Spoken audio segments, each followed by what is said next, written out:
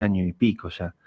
Eh, Hay una diferencia, o había una diferencia de modelos de pensar el cómo abordarlo, ¿no? Yo creo realmente que es absolutamente necesario, cada vez lo creo más, una intervención productiva fuertemente municipal, ¿no? Que realmente el municipio intervenga no solo en la comercialización, sino en la asistencia de los medianos y pequeños productores, pero también en la producción de bienes y servicios, justamente para poder manejar precios. Ahí, digamos, la mirada de entonces secretario de Producción, que hoy Actual Sebastián, actual intendente. intendente, era mucho más escéptica con respecto al rol del Estado, ¿no? Él creía mucho más en todo caso, acompañar y asistir a los pequeños y medianos productores. Eh, yo creo que, así se lo dije en su momento, creo que solo hacer un empujoncito al pequeño o mediano productor no soluciona ninguna cuestión económica y es de alguna manera ciertamente un tanto naif la mirada. Pero bueno, vamos a ver. Mira, yo también creo que te lo dije varias veces, creo que en marzo, abril comienza el gobierno de Sebastián Sí, se han Antonio. puesto, de todo el mundo lo dice, ¿no? Bueno, Han puesto como vamos a un ver límite, realmente, sí, un antes y un después, y veremos qué pasa a partir de marzo, ¿no? por eso. Dicen que vienen varios cambios. Somos muchos, creo que los que estamos esperando muchas transformaciones en el mismo sentido del frente al cual pertenece, ¿no? Es decir, que se alineen con la política nacional y sobre todo provincial, que la va a tener obviamente mucho más cerca que la nacional. Eh, Déjame decir, bueno, un ejemplo, ayer vino un senador boliviano y sumamente interesante la charla, sumamente interesante él, la verdad que eh, un ejemplo de formación política, formación integral, vivencia popular, conciencia popular, a veces con una distancia muy grande de muchos representantes nuestros, en el sentido positivo, digo, Sí. de esta persona. Orlando se llamaba.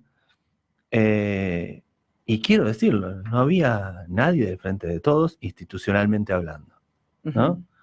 Entonces, son estas cosas que son extrañas. Digo, ¿no? ¿Cómo puede ser que públicamente nuestro presidente ampare en su momento, en el momento crítico a Evo Morales? No es un senador más, mano derecha cercanísima a Evo. Entonces, yo creo que, bueno, somos muchos los que estamos esperando que realmente Sebastián comience un gobierno que al menos se parezca mucho, ¿no? Al gobierno provincial y al gobierno nacional, porque pertenece al mismo frente. Creo que es lógico no solo presuponerlo, sino esperarlo. Y fue también uno de los discursos de campaña, ¿no? De que, bueno, que deberíamos estar, ¿por qué votarlos si, para estar alineados políticamente, ¿no? Tanto en nación como provincia y municipio. Así que, bueno, esperaremos a ver qué pasa con eso. Otro proyecto que has estado trabajando es el transporte, sí. El famoso transporte que yo creo, desde que tengo uso de memoria, el transporte ha sido un tema de conflicto y un tema que no se resuelve. Otro de los temas recurrentes, ¿no? Si no es por una cosa, es por otra, y bueno, serios problemas, hasta el punto de dejar localidades aisladas. Sí, fue hace poquito, con ¿no? Mechongué. Exacto. Y Exacto. antes con Otamendi, y bueno, y Mechongué casi siempre pasa algo que estábamos Mira, temblando. más o menos el borrador ya sabes que está armado, las chicas de la Asamblea por el Transporte lo tienen hace más de un año, el mismo borrador. Yo creo que lo estaré presentando más o menos en mayo. ¿Por qué? Porque antes, déjame anticiparte también, voy a hacer una presentación de un proyecto, quizás el más importante que haga en estos 4 años, que es el de salas de lecturas comunitarias, después te lo amplío, Ajá. pero te respondo primero lo de transporte. Eh, una de las formas de medir la calidad de vida de una población es un índice internacional, es su transporte público, ¿no? ¿Esto qué quiere decir? Que, bueno, hay países con un gran PBI, Estados Unidos, ¿no?, que no tienen una buena calidad de vida para todos sus ciudadanos. Tienen una muy buena para muy pocos, digamos, una media, y mucha gente que la pasa muy mal. Otros países, digo, Finlandia, los nórdicos, Noruega, tienen un PBI mucho más bajo, pero una calidad de vida para todos sus habitantes infinitamente más alta y mucho más cuidada. Bueno, uno de los índices que se toma para medir eso es el transporte público. Moraleja, en un lugar donde no hay transporte público, el nivel de la calidad de vida, mucho no podemos dar cuenta. Ahora, el ¿no? transporte público no solamente en calidad de vida, bueno, sí, en calidad de vida, pero también hay sectores que dejan de producir por la falta de transporte, Bueno, o sea, por eso. otro tipo de transporte, ¿no? Sí. Hablamos de trenes, etcétera, etcétera. El tren, por ejemplo, que no llega más a Miramar, Sí. y he estado leyendo que está llegando y se están otra vez, las formaciones están llegando a algunos lugares donde no llegaba. Ahora, ¿qué va a pasar con ese tema, no? Otro transporte, como es el tren, que durante años, yo llegué en tren, por ejemplo, a Miramar hace 33 años, ¿y por qué hoy no llega? No, ¿Qué es bueno, lo que pasa? ¿Qué medidas se están tomando? ¿Qué es lo que se puede hacer para que volvamos a tener el tren en nuestra ciudad? a ver, el tema del tren, bueno, es un tema nacional, ¿no? Sí. Eso claramente. Y sí, lo que se puede hacer es continuar, seguir insistiendo desde el Ejecutivo, acompañando a nosotros, desde el Legislativo, cualquier iniciativa que tenga que ver con la recuperación de la red ferroviaria. Ahora, con respecto al transporte público interurbano, caso, digo, Miramar, también es algo absolutamente indispensable, ¿no? Es una generación no solo de movimientos, sino de oportunidades, de estudios, de como vos decías, de relaciones laborales fundamentales.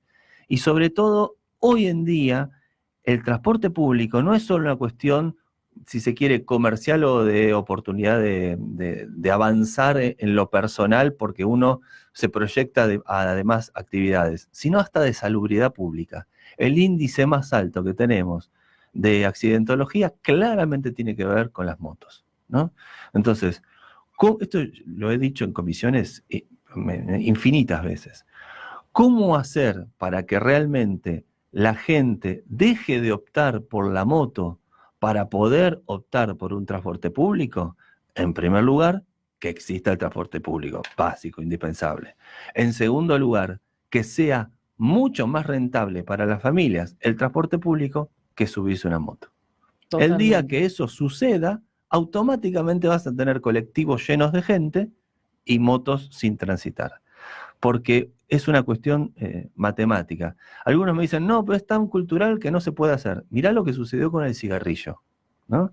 Yo daba clase fumando. Un asco, ¿no? O sea, por eso digo, estaba instaladísimo entre nosotros que se fumaba dentro de un avión, se fumaba en el cine, se fumaba en una clase, ¿no? Del instituto, de la facultad, se fumaba. Digamos, los gobiernos en muy pocos años, te diría 2, 3 años, crearon una nueva cultura cuando decidieron que en los ámbitos públicos no podía dejar de fumarse. Bueno, nosotros tenemos que tomar decisiones de ese tenor con respecto al transporte. Un escollo clásico es, bueno, se dice, ¿cómo se financia? Ya lo explicamos 1000 veces, lo vamos a presentar en el proyecto, está todo explicado. Bueno, hay una financiación que tiene que ver más allá de los subsidios provinciales que se pueden tramitar, digamos, todo lo que venga de arriba, como se dice vulgarmente, bienvenido sea. Ahora, también nosotros tenemos que idear y pensar los modos de financiamiento. Bueno, el el estacionamiento medido, sobre todo en tiempos de estivales, en el centro, incluso ya está reglamentado porque ya está por ordenanza, nunca se ejecutó.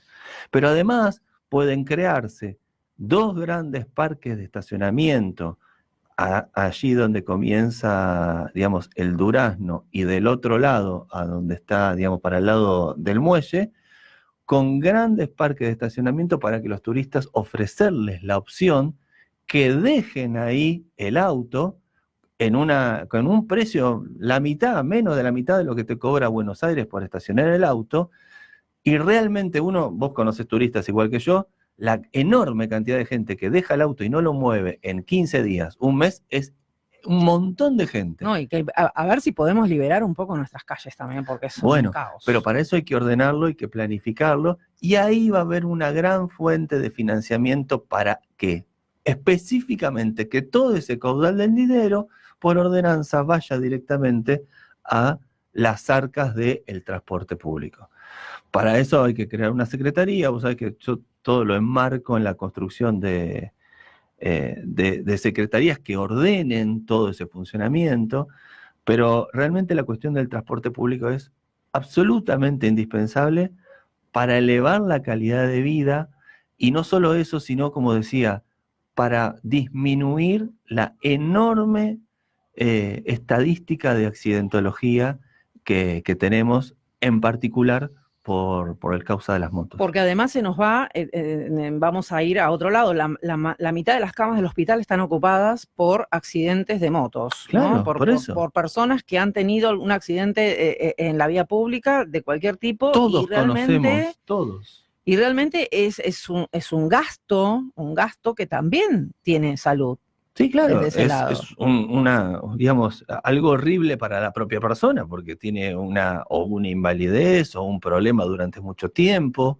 Es un gasto, si se quiere, municipal, porque interviene todos los gastos de salud, pero sobre todo es algo absolutamente evitable, Sí. ¿no? Entonces, simplemente con ordenar la cuestión del tránsito, pero por eso siempre creo las cuestiones y las pienso en estructuras de secretaría, porque realmente tiene que haber un cerebro que esté abocado exclusivamente a toda la cuestión del tránsito, a toda la cuestión de prácticamente los taxis quedan iguales, sí, pero alguien que maneje toda la cuestión tránsito, transporte, en todo su abanico, ¿no? ¿Qué fue lo que, estuvo hace poquito, estuvo el subsecretario de Transporte sí, con el Ejecutivo? Sí, ahí hablaron más que nada la cuestión del Costa Azul. Sí. ¿No? Abordaron, porque ese ya es como otro, ahí sí, está la necesidad de la intervención de la provincia, porque es un transporte que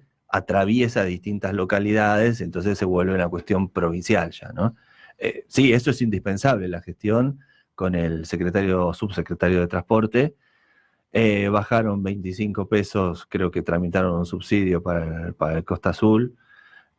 También eso es un gran tema, sabés que nosotros lo hemos convocado desde el Consejo Deliberante más de una vez, incluso por ordenanza, nunca vinieron, me refiero a los dueños del Costa Azul, al menos como para sentarnos a hablar y darles en la mano un papel con los reclamos de la necesidad de más frecuencia, la cuestión del boleto estudiantil, la cuestión de Mar del Sur, que tantas veces ha tenido problemas también. Entonces, digamos, son como planos distintos. Una cuestión es, digamos, las gestiones ante la Subsecretaría de Transporte, que tiene que ver con la provincial y el Costa Azul.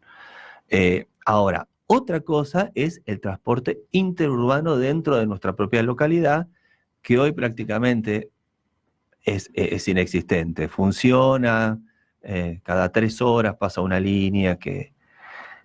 También ese es otro tema que lo he mencionado muchísimas veces. Nadie va a tomar un colectivo que pasa cada 3 horas. No, y además que no sabe si va a poder volver a su casa. El ejemplo que ponía, a ver, si yo tengo que llevar a mis 4 chicos a la escuela, vamos a suponer, ¿no? Los llevo, ¿cómo vuelvo? Claro. Es algo básico. Pero aparte otro tema también es el tema de las calles, ¿no? Si el transporte no tiene las calles en condiciones, al mes no tiene más colectivo, no tiene más transporte. Entonces hay un montón de cosas que entran a que van tallar, de la mano, ¿no? Que van de la mano, todo tiene que ver con todo, siempre digo. Y bueno, y esto de las frecuencias es algo muy importante. Es clave, es absolutamente clave. Tampoco vamos a pretender que pase uno cada 10 minutos, uno por hora. En las arterias principales de Miramar uno puede acercarse, caminar 5 cuadras, 6 cuadras, bueno, pero contar la seguridad que una vez por hora por las arterias principales de Miramar, hablo de Miramar porque es la ciudad más grande que tenemos, ¿no? Otamendi se puede hacer perfectamente en bicicleta, digo, son distancias mucho más cortas. Pero realmente nosotros, por ejemplo, en el instituto que está en el mar, ¿cuántos alumnos tenemos de Las Flores, Aeroparque? Bueno, hay necesidad. Toda esa gente se vuelve en moto. Son todos mis alumnos. Sí. A las 11 de la noche se vuelven en moto. Días de lluvia. Eso en accidentología casi clavado, que en algún momento va a suceder algo. Entonces, la necesidad de un transporte público es absolutamente indispensable para la vida urbana, interurbana, mejor dicho, de nuestra ciudad. Ahora, lo concreto es que en este momento, no sé si se habrá solucionado, por ejemplo, el transporte a Mechongué. No tengo. Se había solucionado, no sé, hoy o en estos días, pero hasta hace unos días sí. Bueno, y por otro lado, ¿qué pasa con el transporte hoy en Miramar? Porque sé también, ¿está funcionando o no está funcionando? Sabía que le habían secuestrado un vehículo a uno de los transportistas. Yo lo veo pasa por mi casa. Ajá. Pero bueno, digamos, siempre fue una discusión a ver si cumple o no los horarios. Y bueno, yo te digo que pasa por mi casa y no lo cumple. O sea, no es que soy un detective privado y... por eso digo, la seriedad de un transporte público es indispensable para la vida urbana. Y la frecuencia y el cumplimiento de la frecuencia. Viste que varias veces he puesto el ejemplo de Tandil, que lo tengo a la mano porque voy asiduamente a hacer algunos trabajos. No es que solo tenés colectivo, tenés una aplicación en el teléfono para saber cuándo viene. Claro. Y no estamos hablando, Mar del Plata tiene 700, 1 millón de personas, estamos hablando de una ciudad de 100.000 personas. Es el doble de nuestro, tampoco es que, qué grande que es. 120 creo. O sea, y no es que tiene una línea, tiene como 6 líneas de colectivos. Entonces, no estoy hablando del planeta Marte, estoy hablando de ciudades que están al lado nuestro. No, y nosotros con una línea nos conformaríamos, eso, que funcione como la gente. Que el colectivo ya te pasa cada 10 minutos, te estoy pidiendo 1 por hora. Bueno, pero César, acá también hay una cuestión, ¿no? Esos famosos permisos precarios que se les otorgan, ¿no? En muchos rubros, sí, no sirven. Bueno, vos sabés que hubo una licitación en la cual colaboré corrigiéndola, estuvimos con Belén en su momento en particular, revisando, corrigiendo. Ahora, yo no es que esté en contra de la licitación de un privado. Lo que digo es que un privado, si no le garantizan un subsidio mínimo, no va a venir nunca, por más licitaciones que haga y por más que lo corrijamos 100.000 veces. Por lo tanto, eso es algo que mira, esto es un criterio general. Vos sabés que yo soy estatista, soy un estatista serial, soy un nacionalizador serial, porque hay cosas que para que el sector privado se pueda desarrollar, necesita hacerse cargo el Estado. Entonces, si no lo vemos no como un gasto, sino como una inversión, no va a ocurrir nunca por más licitaciones privadas y serias que quieras plantear. Es decir, ¿por qué se termina en un sistema así de permiso precario? Y bueno, porque se abre una licitación, digamos, como de manual, bien hecha, corregida, etcétera, la cual no se presenta a nadie. Entonces, en vez del Estado hacerse cargo, y bueno, dáselo más o menos así a alguien. Y bueno, pero así terminamos, porque después no hay contralor, porque como es el único, ¿no? Entonces hacemos la vista gorda y no importa. Exactamente. Si fuese municipal, el contralor es la propia gente y tiene un contralor cada 2 años en las urnas, ¿no? Entonces, me parece que volver a pensar la posibilidad de que los bienes, sobre todo que los servicios puedan volver a ser estatales, en este caso municipales, es una garantía de funcionabilidad. Los recursos, siempre te preguntan, bueno, ya están. Por eso digo, ejecutemos realmente las ordenanzas que tenemos de estacionamiento medido en el sector, en el periodo estival, al menos, en los sectores donde sabemos que viene muchísimo turismo. Ofertémosle un lindo estacionamiento, cuidado, a un precio absolutamente módico para quien viene de Buenos Aires, que gasta fortunas por día estacionando el auto.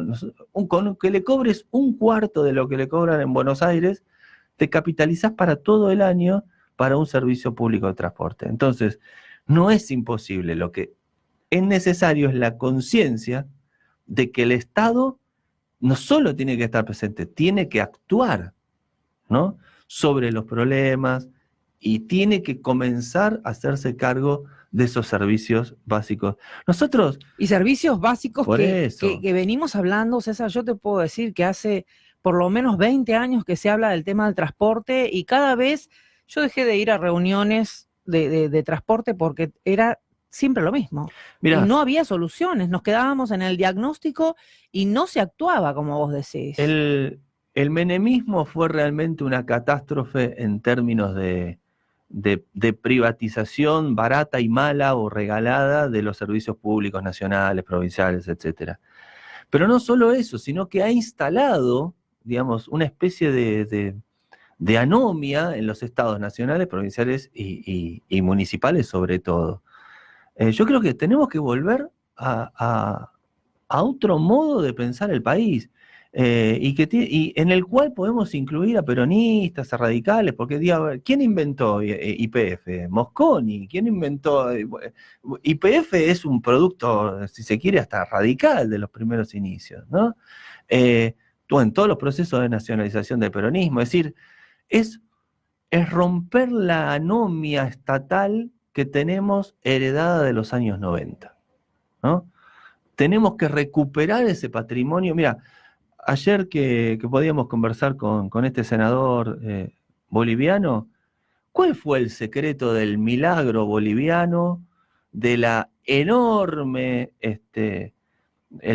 crecimiento inclusivo económico de esta Bolivia de Evo Morales, que no paraba de crecer con los mejores índices, no solo de Latinoamérica, sino comparada con números de Europa? El primer día Evo les dijo a las empresas, digamos, de exportación de hidrocarburos, bueno, muchachos, hasta hoy ustedes se llevaban el 80, nosotros nos quedaban el 20, bueno, se acaba de invertir la ecuación. Ya está. 12 años de crecimiento ininterrumpido. O sea, no es tan complicado. Por eso, son decisiones políticas. Es una visión de entender... Que nadie se anima a tomar. Bueno, por eso digo, y por eso decía, creo que lo escribí ahora en el Facebook, cuánta distancia a veces tienen nuestros propios dirigentes con respecto a otros procesos latinoamericanos en conciencia política, conciencia estatal, conciencia popular, ¿no? Es decir, bueno, eso lo hicieron en un día, ¿no? En un día, y dieron vuelta a la tortilla de una manera fenomenal. Lo digo personalmente, conocí Bolivia a los 18 años y no sé cuántas veces fui, 8, no sé cuántas veces fui, y realmente lo conocí en ese Bolivia cuyo presidente hablaba en inglés. Terrible. ¿no? Sánchez de Lozada no sabía hablar casi castellano. Conocí a ese más de Evo en las calles, en el Alto, y después conocí la otra Bolivia, la Bolivia de hoy, que realmente se recuperó en dignidad, bajó exponencialmente los índices de pobreza. Antes se comparaba a Bolivia con Haití y terminaron tirando cohetes al espacio, ¿no? Esto en 10 años, un poquito más de una década. Bueno, ¿cómo hicieron todo eso? Bueno, con la decisión política de que el Estado se haga cargo de las cosas, ¿no? Entonces, eso que uno lo ve a gran escala, a nivel nacional, bueno, comenzar a hacerlo a pequeña escala, pequeña, digo, municipal, es más fácil. Vos dijiste algo muy importante, son decisiones políticas. Yo creo claramente. Que se basa, es eso, nada más. pura y claramente, exclusivamente. totalmente. ¿No? ¿No? ¿Qué otros proyectos tenemos? A ver, algo más anda rondando por ahí para presentar? Bueno, te lo anticipo un poquito, por ahí otro día lo extendemos más, pero quizás el proyecto que más quiero de todos sea este que seguramente lo presente en las primeras sesiones, no sé cuándo, pero en las primeras, en marzo o principio de abril, que tiene que ver con la construcción, ¿no?, de salas de lectura comunitarias en todo General Alvarado. En el marco del Plan Nacional de Lectura que acaban de anunciar a nivel nacional. A ver, lo trato de sintetizarlo. Esto lo digo como una vivencia docente muy fuerte. Hoy, y lo digo también no solo como una experiencia de mi experiencia docente acá en General Alvarado, sino lo digo hasta en Jujuy y en Buenos Aires, en Tandil, en distintos lugares. Hay algo que como sociedad nosotros hemos perdido en cada uno de nuestros hogares, que es el tiempo y el espacio para poder leer, estudiar y capacitarse tranquilamente. Entrevistas con cientos de docentes y de estudiantes. Uno de los mayores problemas que tenemos todos, docentes y estudiantes de todos los niveles, es que no tenemos ni tiempo ni dónde hacer las cosas en silencio y tranquilos. Calentitos, si es invierno, etc. General Alvarado, Miramar en particular, tiene un gran déficit en ese sentido. Nosotros tenemos una sola biblioteca municipal. Están las bibliotecas, por supuesto, escolares, pero quien conozca las escuelas sabe que no son ámbitos más tanto de tareas o de lecturas, sino que es más de consulta, si se quiere, de tráfico de bibliografía, ¿no? Desde la primaria hasta el nivel superior. Y ese, en realidad, es el gran secreto que necesitamos para desarrollar el nivel educativo en todos sus niveles y la capacitación docente en todos sus niveles. ¿Qué quiere decir esto? Poder volver a recuperar tiempo y lugares para poder sentarnos a leer, que es la mejor y la mayor capacitación que podemos tener cualquiera de nosotros. Ni hablar. Nosotros en el mundo docente estamos siempre en la última novedad de que ahora viene una nueva capacitación y todos los gobiernos y las gestiones lanzan nuevos proyectos, más, menos. Bueno, la última gestión retiró más de lo que ofertó. Pero la verdad que todo eso, si no tiene un marco de un tiempo y un lugar donde poder procesarlo, donde poder leerlo, donde poder estar tranquilo para que eso madure, no tiene ningún sentido. Y es exactamente lo que nos falta a todos, ¿no? Moraleja, ¿cuál es la propuesta? Ese sería el diagnóstico, ¿no? Vos decime cuando la hago larga. No, seguí. Dale. La propuesta entonces sería diagramar un mapa, vamos a suponer, ahora estamos hablando acá en Miramar, bueno, en Miramar, donde tenemos escuelas, la biblioteca municipal, donde no habría un lugar físico, ¿no?, que pueda cumplir el rol de, por eso digo ni siquiera biblioteca, sino sala de lectura. No hace falta que haya libros, sino que esté calentito, que haya una contención. Que uno pueda tener el poder de concentrarse. Exactamente, ¿no? Bien, donde no haya una pequeña construcción, si querés hasta de salina, no hace falta un gran edificio, ¿no? Muy pequeño, en general nosotros lo podemos cubrir con clubes, sociedades de fomento, escuelas, etc. Bien, entonces, ubicar en el mapa que cada 10 cuadras garanticemos que exista primero el lugar. Pero no solo eso, y acá viene lo interesante, sino que además ese lugar esté acompañado, cuidado por un docente que se encargue en un turno de esa sala de lectura en donde él que haga también lea, pero no de manera gratuita, sino con una especie, digamos, de salario, ¿sí? Al cual se le pague por estar ahí capacitándose y ayudando a los otros, sean niños, adultos o viejitos, a hacer lo mismo. Se me dirá de dónde vas a sacar la plata para eso. De los 50 millones del fondo educativo que vienen todos los años en el presupuesto. Sobra 50 plata. millones. Sobra plata, 55 creo. Bien. Sobra plata. ¿Por qué digo sobra plata? Porque la propuesta es que se le pague, si no se puede el total de un cargo de maestro básico, la mitad del salario de un maestro del salario de lo que sería provincial, ¿sí? Y con eso, ¿qué garantizaríamos? Algo muchísimo mejor, que es algo también, una cuenta recontra pendiente en la provincia, al menos en la provincia de Buenos Aires, que es que hoy vamos a suponer el maestro de grado, para poner algo fijo y que la gente lo pueda entender. Un maestro de grado tiene un turno, un cargo que se llama, ¿está? De 8 a 12, una en una escuela. ¿Bien? ¿Puede vivir de eso? No. ¿Y entonces qué hace? Va a buscar otro turno. Claro. Y te lo digo como docente y como profesor de docentes. No solo busca 2 turnos, sino que si puede, por ahí, si le da el cuero, bueno, agarra una preceptoría en la nocturna, ¿no? Moraleja, esa persona a los 2 años y medio está liquidada. Nadie puede aguantar ese ritmo. En términos pedagógicos, eso no solo no es deseable, sino que es absolutamente lo contrario, ¿no? En los grandes desarrollos de los países educativos, ninguna persona está frente a curso más de 3 horas frente a curso, como máximo. Le pagan por 8 horas. ¿Qué hace el resto de las horas? Esas 5 horas.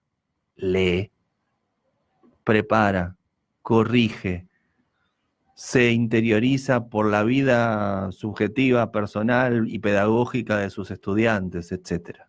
O sea, se prepara, se forma. De 8, 5 se forma, 3 está frente a curso.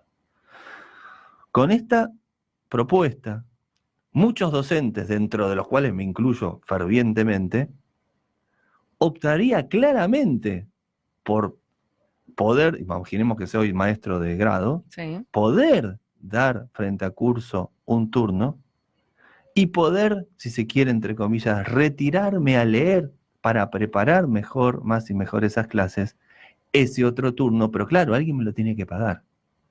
Y aunque cobre menos, es infinitamente más poderoso esa renta en términos pedagógicos, pero personales también, porque yo voy a ser infinitamente más feliz y mejor docente. Y no vas a tener ese desgaste que se tiene. Que es inhumano. No, terrible, ¿no? Terrible. Y que yo siempre lo digo, cuando, bueno, todos mis estudiantes saben, yo todos los cursos de todos los años los comienzo explicando mucho más largo, porque tengo 2 horas para explicarlo, pero este tema, si en la Argentina no encaramos el profundo tema del salario docente, es decir, yo nunca, siempre digo, nunca hago paro por el 10%, 15% o 20%, quiero el 300%.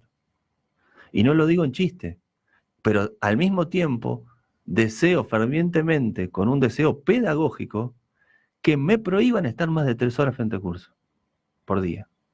Pero no por mí, por los estudiantes. Yo como padre quiero eso, ¿no? Entonces, poder volver a recuperar a la lectura como el insumo más indispensable de la formación de un país. Esto lo podemos hacer no solo a lo grande, podemos comenzar al revés, desde lo pequeño, es decir, desde un pequeño municipio de la provincia de Buenos Aires, están los fondos, están los recursos, solo es necesario, nuevamente, que un Estado se ponga... Solo es necesaria la decisión política. La decisión política. Mira cuántas cosas dependen y es de barato las decisiones esto. políticas. Es barato. Es barato, sí. ¿No? César, no tenemos mucho más tiempo. Vamos a seguir conversando. Tenemos una nueva entrevista pendiente, pero ya hablando de otro tema, la vamos a hacer con tu esposa, Dale. Con Alita Núñez. El otro día estaba divina. Historia de vida de ustedes. Así, una genia. ¿Cómo? Bueno, te pregunto un poco también a vos, porque hablemos de cosas lindas. Mi compañero, Alita decía, ¿no? Que si no tuviera el compañero que tengo, qué importante lo que dijo, porque muchas veces los dos, la verdad ¿cómo se hace para seguir una carrera como la carrera de actriz, ¿no? Y cómo haces con los chicos y porque tengo un compañero que me banca. Sí, la verdad que los dos nos bancamos en todo. Ella cuando me tocó la campaña, a mí es otra cosa inhumana la campaña. Sobre todo, viste, yo en mi casa soy bastante rutinario y ordenado para hacer las cosas, mis propias cosas de docente, digamos, ¿no? Imagínate la campaña, que es un desbarajuste de todo. Así que, no, la verdad que en casa nos acompañamos todos, o sea, no solo nosotros dos con los chicos, sino también los chicos con nosotros. Miles de veces la hemos acompañado a ella al teatro y al revés me han acompañado a millones de reuniones a mí también y también a las reuniones, a las actividades de ellos. Así que me parece que llevamos esa política que hablo a veces para afuera, la hacemos en casa, ¿no? Y que es la forma de que las cosas funcionen de una manera cuidada y colaborativa entre todo el mundo. O sea, así funciona. Si no, cuando sos mucho y entra poco no funciona nada y terminaría todo. Pero por eso digo, eso que funciona a pequeña escala se puede hacer, es decir, no hace falta a veces los grandes montos. Mira, nosotros tomamos una gran decisión cuando llegan los chicos, que es la decisión de no ir en busca de la plata, sino ir en busca del tiempo, ¿no? Eso es categórico en nuestra vida así familiar. Y eso va a seguir siendo siempre así. Y rinde sus frutos, porque, bueno, no es solo no digo por el premio, sino que en la vida cotidiana vos ves que vas haciendo las cosas que querías hacer, ¿no? Sí, no cambiaste nunca el auto, pero la verdad que me importa. Sí, no era prioridad. Claro, no era lo que vos habías dicho que querías hacer cuando. Entonces, eso es como una prioridad importantísima. Si eso lo podemos llevar a alguna ciudad, bueno, infinitamente mejor, ¿no? ¿Qué te parece? El Pepe lo dice muy claro, ¿no? Cuando te compras algo, no lo pagás con plata, lo pagás con tiempo. Es verdad. ¿No? Es verdad. César Pafundi, muchas gracias. A vos, María. No, bueno, un mensaje, tenemos, a ver, mensaje, sí. Dice Héctor Salto, dice, un gusto escuchar a César y haber compartido ayer la charla con el senador de la ciudad de Santa Cruz, Bolivia, Pozo Terrazas. Exactamente. La verdad que, mira, me saco el sombrero una y mil veces por la experiencia boliviana, por él, por su discursividad, por mira, a ver cómo lo puedo explicar vivencialmente. Uno no sentía que estaba, porque he estado con políticos, digamos, nacionales, hemos estado acá incluso, ¿te acordás? Con Batakis, me acuerdo con vos. Sí. Sí, la verdad que uno sentía otra cosa que con los políticos argentinos. Y eso que otro que uno sentía era que eran infinitamente populares, que estaban al lado del pueblo, que estaban en que estaban en la calle, ¿no? Cuando había que estarlo y que estaban en la formación cuando tenía que estar en una formación. Al menos es una vivencia muy personal, ¿no? Que una sensación de cuánto nos falta de sabiduría popular a nuestra dirigencia política, están demasiado alto. ¿no? Hay como una brecha muy grande, ¿no? Sí, que en estas experiencias, como por ejemplo la boliviana, no, son realmente gente del pueblo, ¿no? Del pueblo que se ha formado y que se sigue formando. Aparte tenía 26 años, yo me sentía un tarado, pero no porque tenía 26, porque estaba con una experiencia política, con una formación, creo que sí, aparte de ingeniero de sistema, o sea, pero sumamente popular, ¿no? Bueno, son cosas que nosotros como sociedad en general me parece que tenemos que aprender, tenemos que escuchar mucho más, ¿no? Y que están al lado. Bolivia está acá al lado y que tenemos muchísimo para aprender de otras culturas que el caso boliviano no es solo una gran experiencia económica, ¿no? También es una gran revolución cultural que han plasmado, una revolución hasta filosófica, te diría.